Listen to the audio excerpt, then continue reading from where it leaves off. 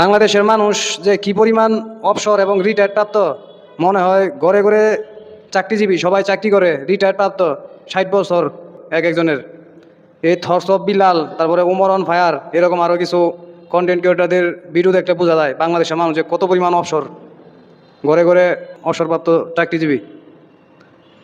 তারা অবসর সময় তাদের ভিডিও দেখে সময় কাটায়।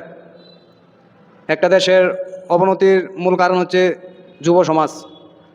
ইয়াং জেনারেশন যদি সঠিক লাইনে না আসতে পারে তাহলে সেই দেশ কখনো এগোতে পারে না।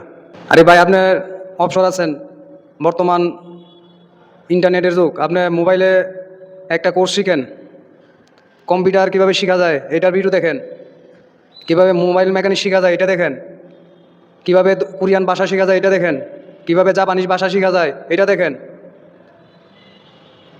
অনেকেই সূরা পারেন না, সূরা কোরআন তেলাওয়াত পারেন না, নামাজ পড়তে সাধারণ যে সূরাগুলো লাগে ছোট ছোট সূরা, যারা পারেন না এটা দেখেন, শিখেন।